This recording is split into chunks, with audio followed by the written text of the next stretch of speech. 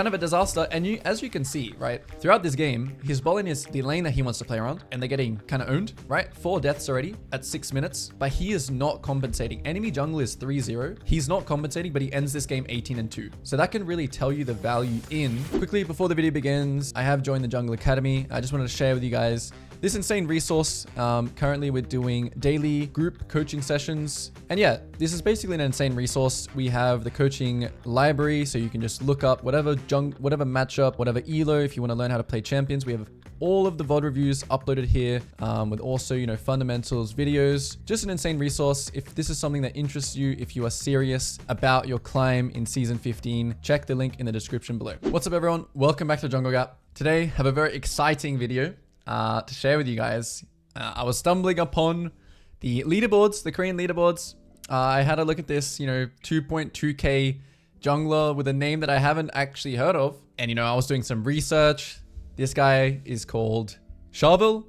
He is the D+ Kia Challengers jungler. And I was looking him up and I was like, damn, this guy is 17. I think this guy might be the next jungle GOAT. 2.2k LP. Today we're going to be taking a look at this game he played as Viego, absolutely destroying, you know, the highest level of solo queue that you can possibly play. And we're going to be looking at the fundamentals. You know, we're going to be trying to learn whatever we can.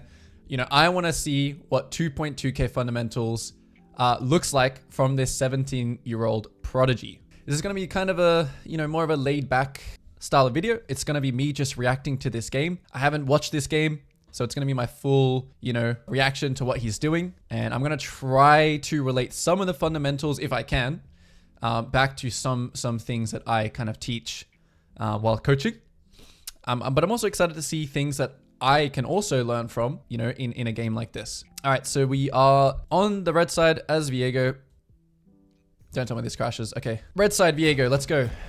And I'll try and give my commentary of what I would also do this game as Viego, and see if we can kind of match. And you can do the same. You know, you can say what you would do this game and see if that happens. So in this draft, it's pretty obvious this game that bot lane, it's gonna be all about bot lane. It's Gragas versus Aatrox top. So Gragas has some decent gank set up. There's gonna be some times, you know, on his weak side timer when he comes back for his Krugs, that he will be able to potentially, you know, have that weak side gank timer.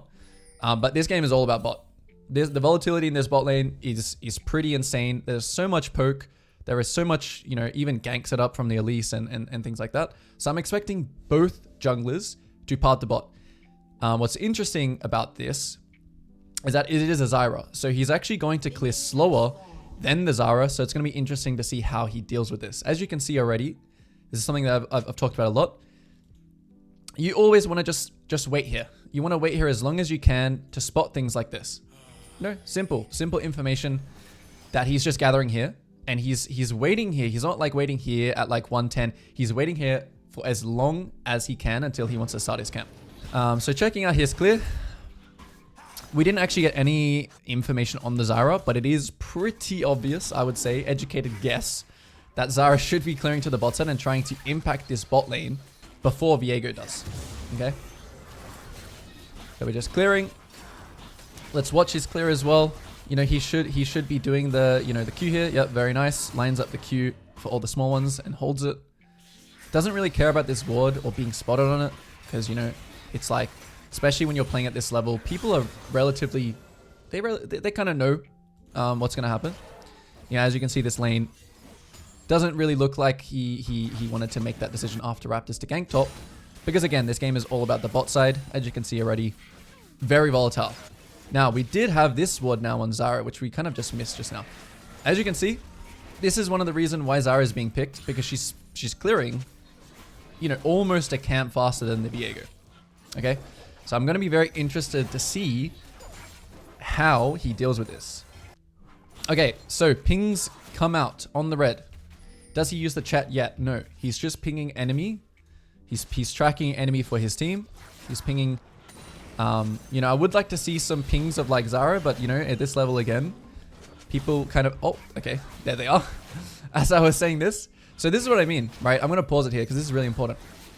The kind of pings that you use, I think, is very important. So like, you know, you can get some marks for just like pinging danger here. But, you know, you kind of get full marks for pinging like and kind of telling your laners exactly what's happening. So if the Zara is here, really good pings would be danger, danger, and then pinging Zara in the chat. That would be, you know, you get full marks for those kind of pings. So remember, don't be lazy with your pings. As you can see here, fundamentally, even at the highest level of Challenger, he's pinging, hey, Zara is here. So as we can see, you know, the Zara is already lane, so what actually happened here? Zara ends up getting bot first. Big strength of Zara. She's literally coming from Tribush at 310. That's crazy. Honestly, his bot lane actually wasn't respecting that well. They have to burn double flash. Let's see, will he do anything here? No, he doesn't. He holds his composure quite well here. Neeko pings Elise flash. So he actually doesn't even compensate for the Zara going for the bot gank. He doesn't compensate here. He's not trying to int to get the scuttle. He simply just gives it up. And this is, I mean, this is important on every jungler, but especially for Viego, right? When you're playing a champion like this, you need to really hold your composure because there is going to be that fight that you can just smurf. Okay, Zara shows here. This is still Zara's, kind of Zara's spare tempo, but she should be basing right now to stop Viego from attacking her kind of 4-15 Gromp. She needs to base right now to make it here. And so I think if Zara stayed any longer, Shovel might have an opportunity to punish. But in this case, okay, interesting. What is he going to do here? Is he going to stay for his own camps here and overstay and clear them? Or is he going to base? Because this is something I always teach. Once you've already overstayed, you've already missed your base timer, you should just stay for your next spawning camps. Oh yeah, he was thinking about it. And he decides to stay for his 420 Krugs. Yep, very good. Super good. This is the efficiency I'm talking about. It's just so much better to stay here once you've already stayed for the top scuttle and then either look to base after Raptors or sometimes you even just go for another full clear. So that's going to be the next thing that's going to be interesting to see. You can see here, no time is being wasted on ganking anywhere in his regular tempo. And regular tempo and spare tempo is something I always talk about. In your regular tempo, don't gank unless it's a kill. You know, there's some instances where, you know, you're playing Jarvan into like an Orianna and burning her flash will mean the repeat gank is a kill. But in general, don't gank unless it's your spare tempo. Spare tempo meaning your camps are down. Okay, next round. So he actually did end up basing after taking the Raptors, and now he's going to enter into bot side. His camera should be on the bot matchup right now. Should be here. Okay, no reason to come here right now. So let's see what he does. He probably should do camps here. Yep. Doesn't really care which camp he does first. He's just doing the one that's closest to him, the one that's more efficient. Ahri gets a solo kill. That's very, very nice. Elise is showing here. Okay, again, his pings here, right? He's pinging. He's still tracking the Zara. So he still knows that this is what the Zara is doing while he's doing this. He has still an internal tracker. Obviously, tracking a Zara doing full clears is easier than some other champions. You know, if you're not sure where the enemy jungler is, you shouldn't assume anything. You know, if a Rek'Sai is just going around the map ganking everywhere, you shouldn't, oh, I think he might be here. Unless you know for sure, or an educated guess, like him pinging here that Zara is here, is an educated guess. And again, both junglers just clearing the bot. Both junglers are going to look to use their spare tempo on the bot side. So you can see both junglers are not wasting any time this game ganking anywhere else because it's all about this bot lane matchup and it's all about them keeping good tempo to then use their spare tempo to impact this situation. So very interesting. Both junglers are very disciplined. They're keeping very good tempo. All right. Yep. Both junglers up here having a little bit of a scuffle for some vision. So even, you know, at the highest level, I mean, this is all relative, of course.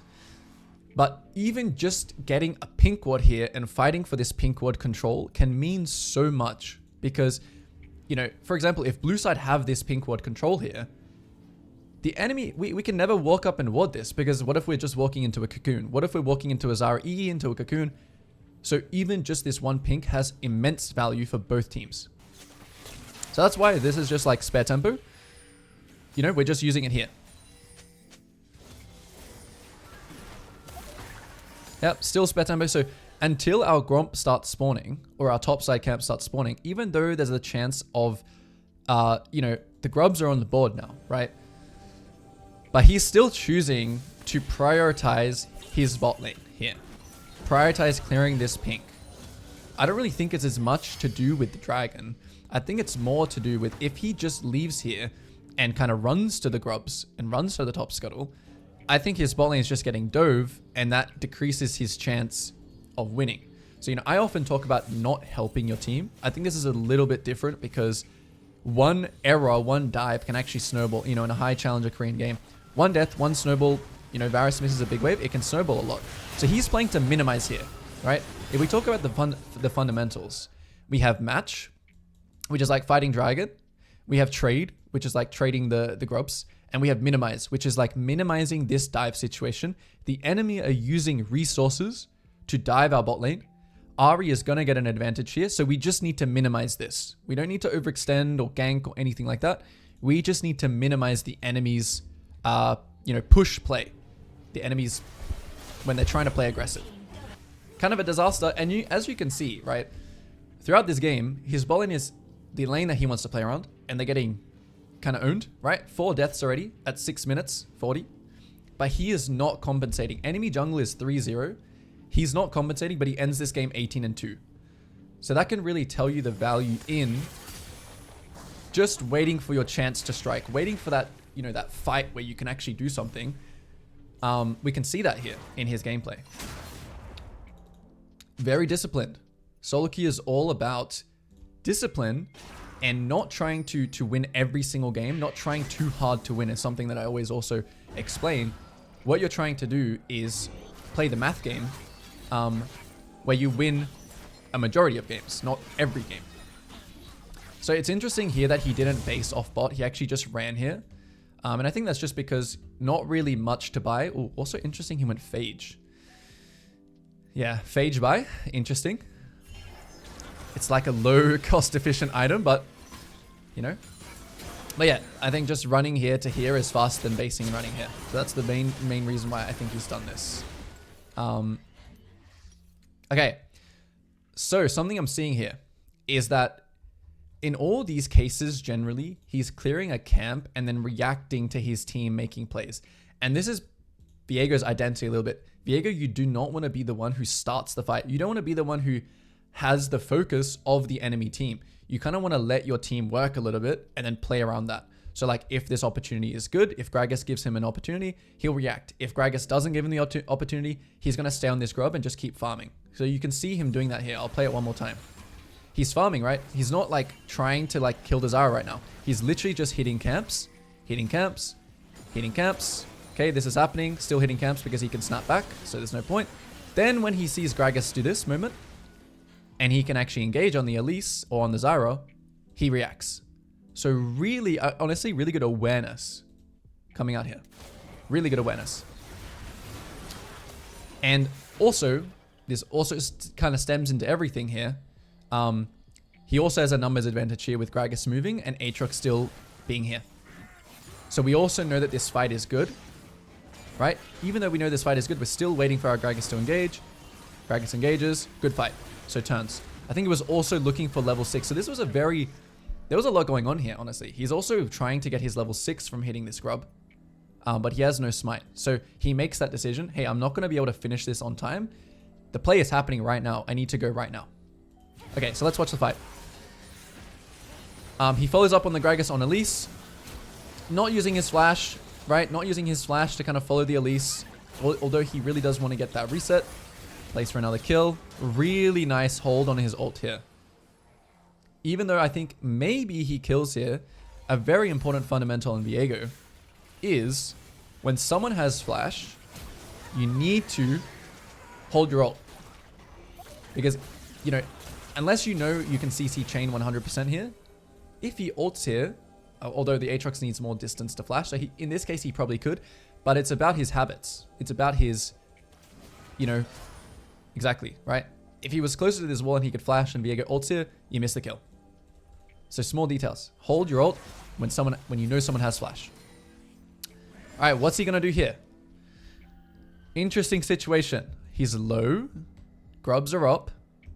He has all his camps up. So for me here, it's either base or greed. It's never grubs because you've already used your move here. It's either you do camps and you just clear and maybe you base here, or you just even full clear down. Even though he's low, it's a perfect time to greed because, right, number one, your team makes a play. That's a move. Your team doesn't want to help you on grubs here. Your team doesn't want to do extra things. You have no ult. So this is really a perfect time to just full clear or just full clear these camps and base here. I think basing is also an option, but he can't really buy anything. He can't buy the 1200 axe. So I think staying here and just clearing is best option. Maybe he could take like one grub with smite. But again, he is choosing to just prioritize gold and XP from his camps.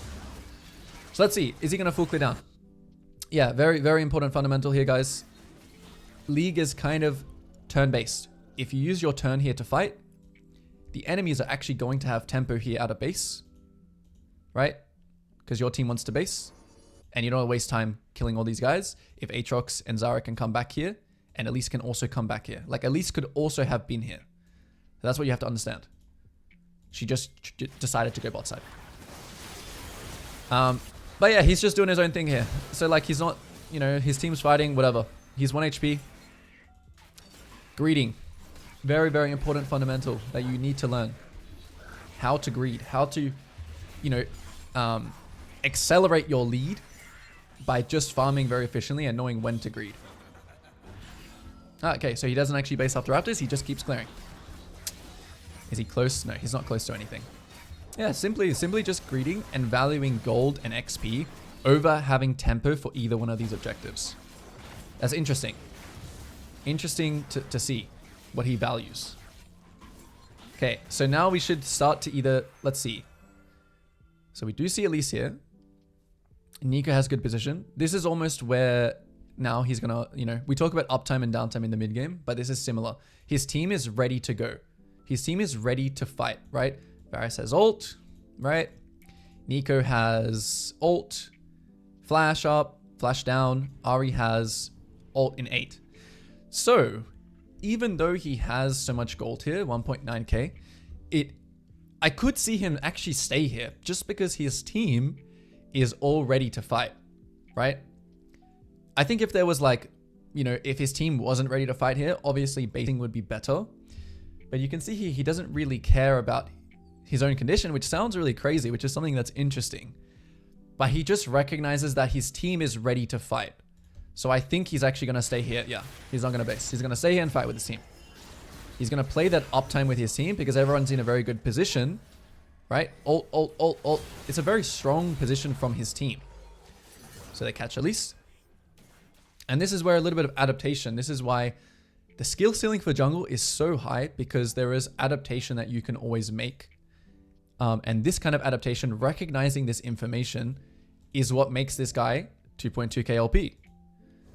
Him staying composed all game is what makes this guy 2.2k LP. Him knowing how to play this situation, knowing that he wouldn't have time to do this, knowing he had a numbers advantage, knowing how to play his champion and not be the one to engage, is why this guy's 2.2k LP.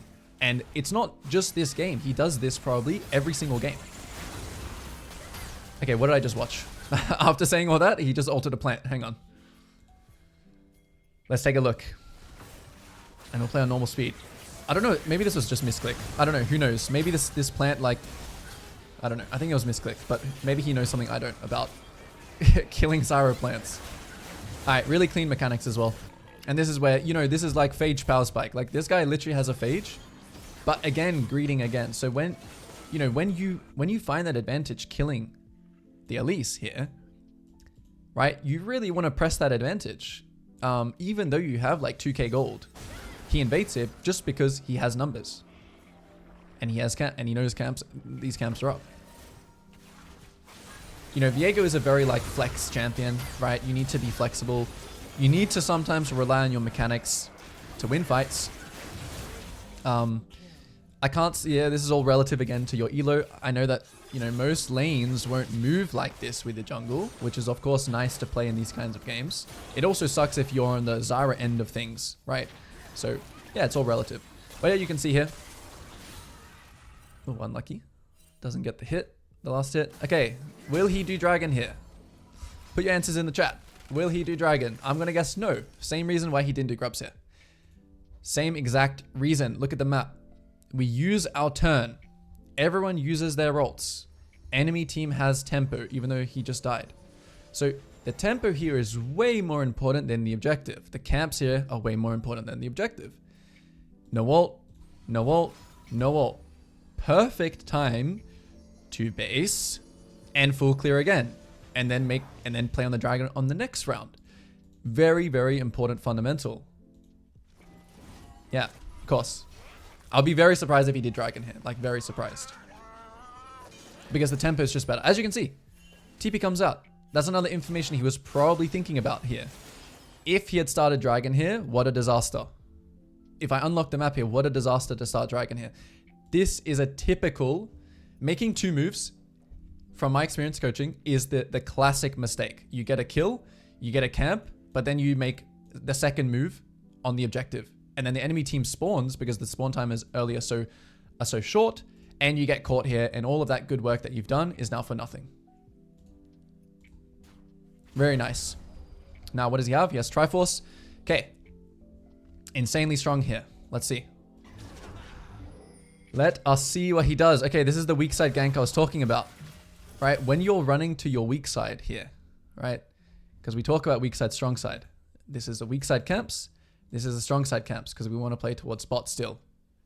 When you're running out of here towards your first camp, you want to still look at this lane because this is a classic weak side gank timer where you could potentially kill this guy if he has no flash and if he is low health. And Viego's very strong here, so this should be a free kill, but we'll see. We'll see what Aatrox does here. Aatrox body language, if you look at the body language here, after he killed that wave, he wasn't running away, right? He's running towards the tower. So, for example, if the Aatrox here started running away after this cannon, then Viego should just do this. But he's watching body language. He's int checking, right? Will Aatrox int? Will Aatrox int? Yes, he ints. Okay, go. Really good.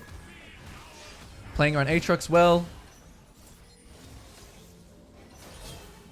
Doesn't use, anything else that he doesn't need to. That's unnecessary.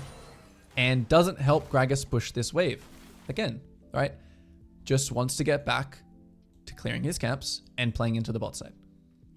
You can even see his bot lane. Did they die here? What's happening? Okay, they actually just leave. That was actually really smart of his bot lane. Or did they die? I don't know. Okay, whatever. Doesn't matter. Very nice weak side kill play. Super good. Back to camps. Bum, bum, bum. Yeah, I think this guy's going to be insane. This guy's 17 years old. He's upcoming. He's the new generation. Okay, in this case, he actually doesn't continue clearing here. I think the reason for that is just because his team is not ready. Like, Varus is going to come take this wave, and he's playing off the Neeko and Gragas pressure here. Although it is a little bit dangerous because if the enemy bot lane swapped to mid, the enemy could have numbers on top side. So this is going to be interesting to see the kind of play he's looking for here. So, analyzing the enemy's tempo is very important because, as you can see, Ezreal just ulted from base. So maybe he was analyzing that here. Okay, there is a reason for it. The enemy bot's tempo is bad. So he can actually punish this by walking in, right? If you look at their tempo, right, they're going to base now. So it takes him 8 seconds to base, 20 seconds or like 25 seconds to even run here. He can guaranteed get this. And if he ran to his bot side, this is kind of useless because look at his team, right? We have pressure here. Now we should start to think about getting out there. Now we have to start thinking about getting out. Okay, we make a quick pick. Enemy bots should be here. Yeah, here they are. Yep. So, let's see. He does die twice this game, so let's see if this is one of his deaths. He goes for the kill. Uses the flash. Yone comes across. Wow, really good. Really, really good E. Cocoon on him. As soon as the play is over, what does he do here? He should just leave this guy to die. we've already made a massive, massive play and dent for the enemy team because we just won something that was like 2v4. So even if your support or his support dies here and he can just get the scuttle, again, he should not compensate here. I'm guessing he's not going to. He's not going to compensate. He's going to let him die and leave.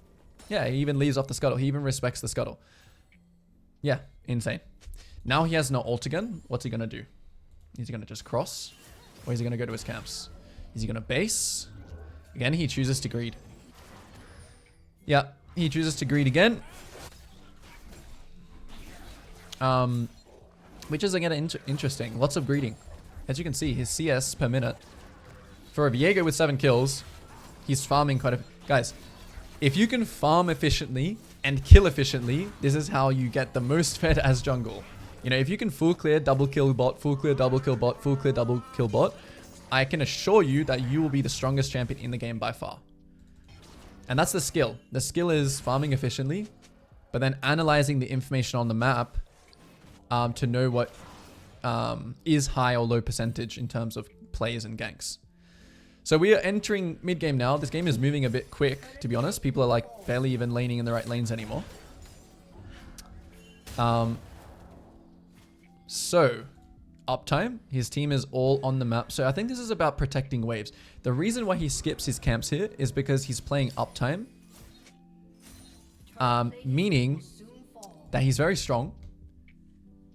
I think this... Was this his ping here to assist on his team? I think so. I think these are all his pings. Assistance here. He wants his team to come here. He wants to be the difference in this fight.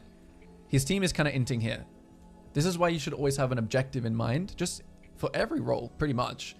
But you can see his pings here are also... He's micromanaging his team, which is really good. They're not listening to him. They're making their own plays. So he should adapt. Here, he should just do his camps. Or go for the Aatrox. I think doing camps here is really good. Doing camps, and I think this pink should be on here. Yeah. But who knows? Who knows? This guy's 2.2k LP. He probably knows... He definitely knows more than me.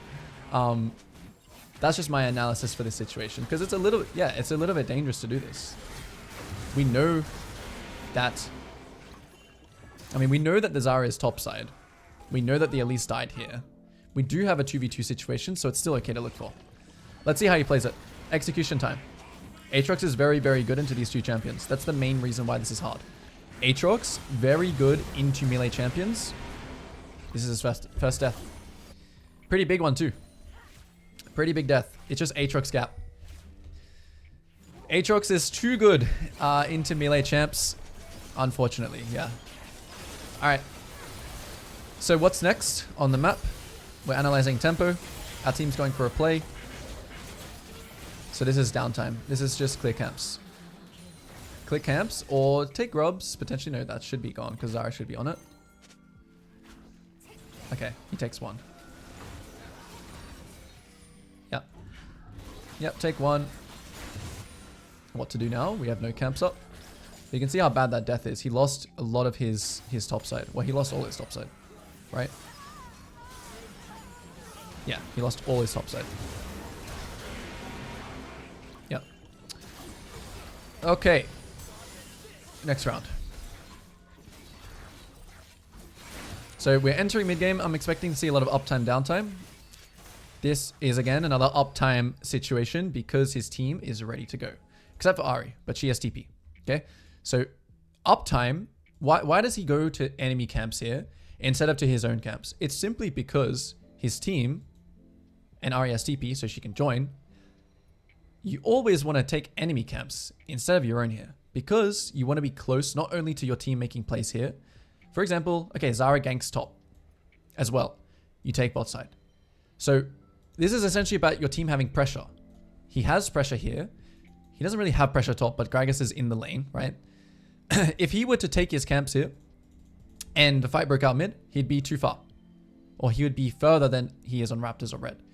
If he were to be on these camps and Elise ganks top, it's almost for free because, again, one move for one move. He makes one move for his blue side camps. Elise makes one move here and then matches here when he tries to, if he tries to actually invade. So this is how it works. You want to match, you want to push your advantage when you're ahead. You want to play into the enemy camps, and that's what he's doing here on his uptime when your team is ready to fight. Okay, so again, he's playing quite carefully here. He's letting his team, right, as we skip back here, he's letting his team make the move. He's letting his, his Neeko kind of do the work for him. If he were to just go on the red straight away, right, this wouldn't work, this play. But because he's patient, he lets Neeko go first, right? He's not using like any abilities here. He's waiting for his Neeko. You know, you can relate this to any jungler. Nautilus, Leona. Viego is a follow-up champion and you want to play front to back. It's not black or white. Sometimes you will go in first or stun first. But for the majority of how you should think about it, you're a follow-up. You want to get a reset and then you want to smurf the fight. All right. Not much happened here, so he just keeps clearing the camps. You can see how uptime here works so well because everyone is ready to follow up here. Everyone is, if he's just clearing his camps, this is just not, it's not impactful. Especially when you are so strong in the game, you want to drive that lead. You want to force situations like this where the enemy have to choose, lose my red or lose my life. You want to force the enemy to make these situations. And in your games, if your Neeko's not doing this, you can micromanage. You can see he's been pinging this guy a lot this game. All right, will he compensate here? Because it doesn't look great. Gragas starts TPing. Varus actually lives. Wow, he gets, yeah, this is a dangerous situation because Aatrox has made a move here. So enemy team make a decent play. I think he should be trying to kite back a little bit more. I think playing against Aatrox, something that he could improve on, to be honest. He definitely knows how to play against Aatrox. Not saying that. I'm saying, just throw the stun there and leave. Okay, so as soon as he's low, same thing as top when he was low. We've now entered downtime. Okay, something else I see in my coaching sessions a lot, which is, even if he was a little bit more HP here, he should still do this. He should still start his downtime right now. Instead of trying to hold your team's hand here, just let your team play this situation out. Just let them play it and do your own thing. So now we've entered downtime. Downtime meaning I've done my job here. I took the camps. I get the kill. I am now just going to take camps. So this is all about the mid game. Uptime, downtime, farming efficiently, being in proximity to where your team is on the uptime, and then farming your camps when people like this want to base. So what will he do here? What will he do? I think he is not very close to his item. More greeting. Okay, so if there's one thing we learn as well from this game that I, think I would have thought here basing is always 100% better. But here, he values greeting. He is valuing greeting like crazy. So in this, see how it's still actually downtime here because Varus isn't ready. Ahri is just coming out of base now. So yeah, in the downtime, you can greed, but he should now actually stay. If he bases now off tempo with everyone, then I just think that's a straight up mistake. So he should base now. Sorry, no, he shouldn't base. He should stay now. Yes. Stay. Stay with your team's uptime that's about to happen right now. Which he does, right? Yeah. When uptime begins, it becomes about protecting or what wave you want to play on. Okay, what wave do we want to play on here? Do we want to play on top wave or mid wave? Well, mid wave just died. So I think that's what he realized. Initially, he wanted to play on this mid wave, but it died. So now he wants to protect this wave. This is the next step in the uptime. It's about protecting waves. It's about protecting waves so you can push these waves in, get pressure, get control here, take camps. This is the step-by-step. Downtime, greed, farm camps. Next step, protect a wave. No wave to protect mid, so we're going to go top. I think this is his thought process anyway. Because right now it's kind of scary to walk in here. Because the reason why pushing waves and protecting waves, the reason you do that is so the enemy have to show over here to take this wave, and then that gives you opportunity to clear this vision. This is how it works. Okay, so let's keep watching. Very interesting, the macro. And honestly, I'll probably wrap this this video up soon because I don't want this to be too long. I just want to, you know, really get down to the fundamentals of this game. So yeah, he's protecting a wave. Gragas, great gang setup. Let's continue watching. I think we're just going to watch some fights now. This was a relatively... It's kind of a long game. I think there was a throw that happened here. Yeah. But he does end up winning this game. I think I actually... Yeah, he ends up winning. I think there was like maybe a throw that we can just go to here.